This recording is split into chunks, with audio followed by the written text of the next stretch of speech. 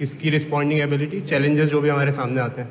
जब contextual memory develop होती है, जब हम बहुत सारे क्वेश्चंस करते हैं और प्रोफेशनल इंसान अपने काम में डूब जाता है कि सबके दिमाग में अपनी अपनी पिक्चर चल रही है। सबसे बड़ा डिस्ट्रैक्शन इंटरनेट है। Of course it is a boring call. 100% तक पहुंचने में हो सकता है हमें जस्ट 10% एफर्ट ही बढ़ाने पड़ जाए।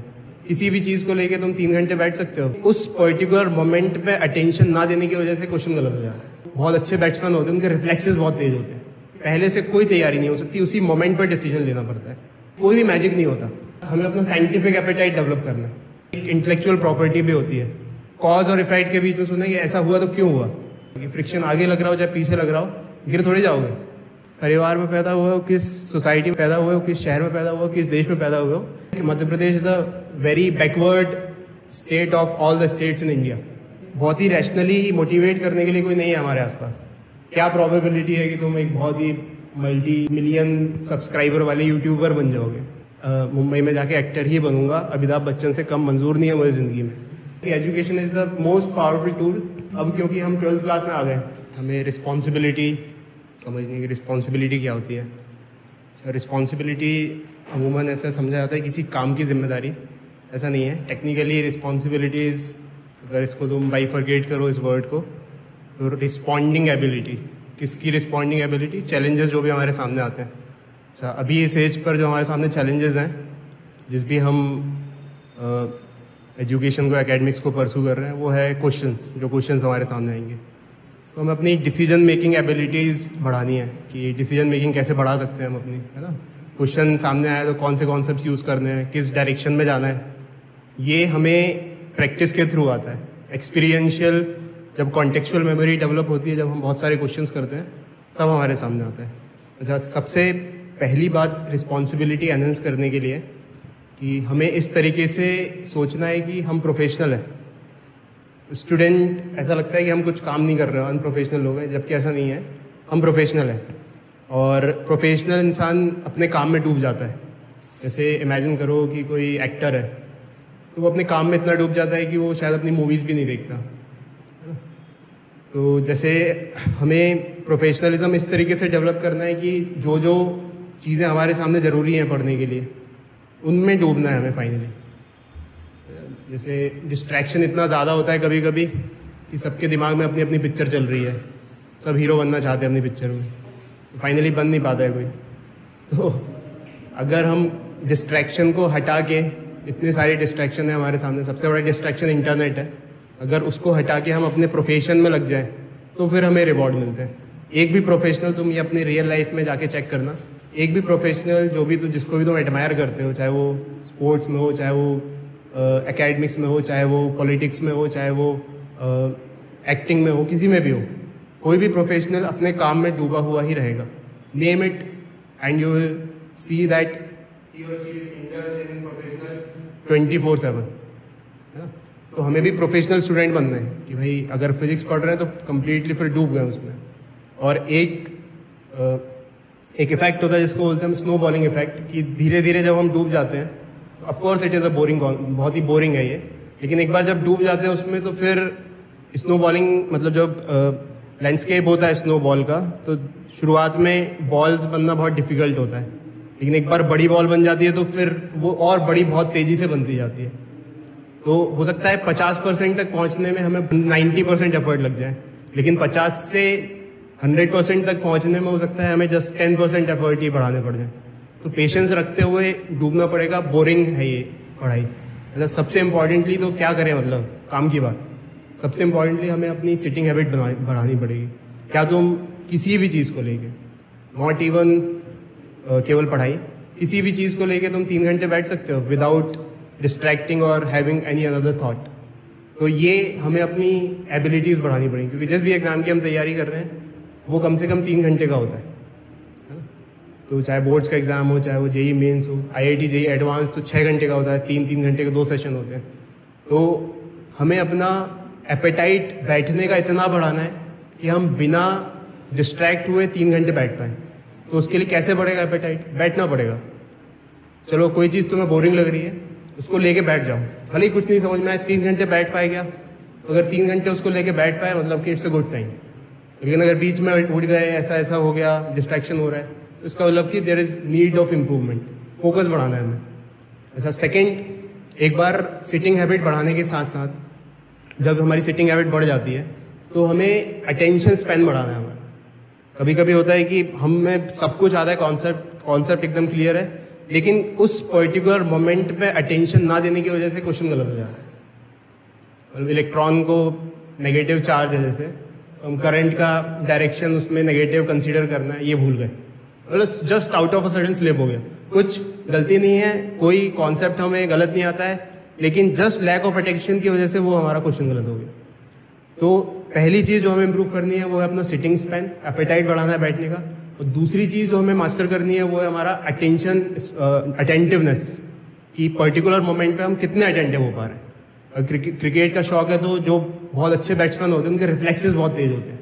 अब रिफ्लेक्सेस का सोर्स ही अटेंशन है, कि भाई तुम कैसे डिसाइड करोगे कि जो बॉल आ रही है वो यॉर्कर है या वो कैसे गुगली डालने वाला है मोइन अली, या क्या करने वाला है, ये हमें उसी मोमेंट पे डिसाइड करना पड़ता है। उसके लिए कोई पहले से कोई तैयारी नहीं हो सकती, उसी मोमेंट पर डिसीजन लेना पड़ता है। तो ये भी हम तभी कर सकते हैं जब हम sufficient handful of question solve करेंगे। मतलब कोई भी चीज़, कोई भी मैजिक नहीं होता, कोई भी चीज़ ऐसे नहीं होगी कि एकदम मैजिकली एग्जाम में का और एकदम से साल भर जो मार्क्स आ रहे थे प्रैक्टिस टेस्ट में उससे कुछ अलग आ जाए। तुम्हारे जो साल भर प्रैक्टिस टेस्ट में मार्क्स हैं फाइनली वही रिफ्लेक्ट होगा एग्जाम में। ऐसा नहीं होगा कि साल भर बहुत अच्छे मार्क्स आ रहे हैं और एग्जाम बिगड़ गया, या साल भर बेकार मार्क्स आ रहे हैं एग्जाम में एकदम टॉप कर रहे हैं। तो चमत्कार नहीं होते। चमत्कार तभी होता है, मतलब लोगों को दिखता है चमत्कार, चमत्कार कभी नहीं होता है। ठीक है, तो थोड़ा सा इसको reality, we have to confront to reality that when we build our attention span, when we build our sitting appetite, then only we can have the sense of responsibility.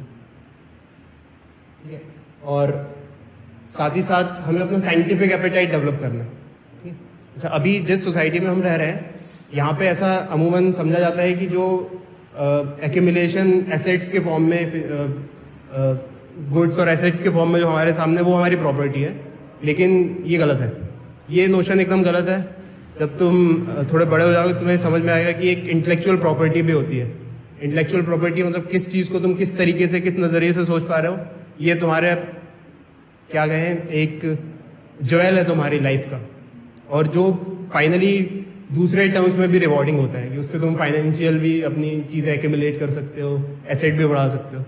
तो हमें साइंटिफिक एपेटाइट डेवलप करना है, हर चीज़ को rational form में सोचना है, कोई भी इरेशनल फॉर्म, रैशनल फॉर्म यानी कि हमें एक कॉज और इफेक्ट के बीच में सोचना है कि ऐसा हुआ तो क्यों हुआ। कि जैसे हमारा पूरा सिलेबस ही इसी पर बेस्ड है कि 9th क्लास में जब हम आते हैं तो पहली बार पढ़ते हैं कि भाई कोई चीज़ रेस्ट पे या मोशन में, दिस इज़ अ रिलेटिव चीज़। ये एक परसेप्शन बेस्ड चीज़ है कि भाई अगर पंखे पर कोई चींटी बैठी है तो उसको ये रूम कैसा दिख रहा होगा, हमें तो ऐसा दिख रहा है। फिर धीरे धीरे पता चलता है कि भाई ब्लू कलर है स्काई का, रेड कलर क्यों हो जाता है सन का। तो इससे इन सब चीज़ों से लाइफ में कोई फ़र्क नहीं पड़ेगा कि फ्रिक्शन आगे लग रहा हो चाहे पीछे लग रहा हो, गिर थोड़े जाओगे।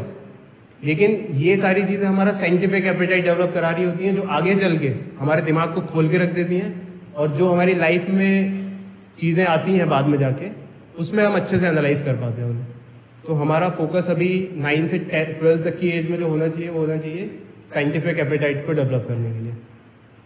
फिर आते हैं अपन एक बहुत ही इंपॉर्टेंट कॉन्सेप्ट पर जिसको कहते हैं ओवेरियन लॉटरी। ओवेरियन लॉटरी यानी कि तुम कहाँ पैदा हुए हो, किस परिवार में पैदा हुए हो, किस सोसाइटी में पैदा हुए हो, किस शहर में पैदा हुए हो, किस देश में पैदा हुए हो, ये काफ़ी एक्सटेंट तक तुम्हारा किस तरीके से भविष्य होने वाला है वो तय कर देता है। और to be very frank, Madhya Pradesh is a very backward state of all the states in India, है ना। ये शर्म की बात नहीं, ये एक रियलाइजेशन की बात है कि हम एक ऐसे स्टेट में जहाँ पर लोगों के दिमाग इतने डेवलप नहीं हो पाए जितने बाकी जगह पे हो पाए। हम क्वेश्चन नहीं करते, रैशनल थिंकिंग इतनी अच्छी नहीं है। तो क्लियरली हम ऐसी सोसाइटी में हैं जहाँ पर हमें बहुत ही रैशनली मोटिवेट करने के लिए कोई नहीं है हमारे आसपास, ठीक है। लेकिन एक सिस्टम बना हुआ है कि there is a system which we can crack, और उसमें जाके हम आगे बढ़ सकते हैं। तो हमें एकदम प्रैक्टिकल रहना है और एकदम उस चीज़ पे अटैक करना है जो चीज़ हमारे सामने सिस्टम में पेनिट्रेट करने के लिए ज़रूरी है। जैसे अभी तुम 12th क्लास में हो, तो क्या प्रोबेबिलिटी है कि तुम एक बहुत ही मल्टी मिलियन सब्सक्राइबर वाले यूट्यूबर बन जाओगे? तो अगर उसकी प्रोबेबिलिटी निकालोगे तो हार्डली 0.00007 होगी। तो मतलब कि अगर तुम उसके लिए जा रहे हो तो तुम बेवकूफ़ी कर रहे हो, ठीक है। अच्छा, क्या प्रोबेबिलिटी है कि तुम एक क्रिकेटर बन जाओगे, लाइक से विराट कोहली के जैसे? तो उसकी प्रोबेबिलिटी शायद 1 in a करोड़ होगी, इनफैक्ट उससे भी ज़्यादा। तो उसके लिए अगर तुम अप्रोच कर रहे हो तो ये बेवकूफ़ी है। तो हमें अपने टारगेट्स में रियलिस्टिक रहना है कि अगर तुम अभी ऐसे कुछ फैंटेस्टिक थॉट रख लो कि भाई मैं तो मुंबई में जाके एक्टर ही बनूंगा, अमिताभ बच्चन से कम मंजूर नहीं है मुझे ज़िंदगी में, तो यकीन मानो तो बहुत कम लेके जो कर सकते हो वो भी कम लेके निकलोगे। तो अभी हम एक फिल्ट्रेशन निकाल के जिस सिस्टम में आगे बढ़ सकते हैं वो ये सिस्टम है कि भाई हम जो चीज़ हमारे सामने है, जो प्रैक्टिकल है, जिसकी प्रोबेबिलिटी अच्छी खासी है, उसके लिए टारगेट करें, ना कि कोई ऐसी चीज़ के लिए जो एकदम फैंटास्टिक है।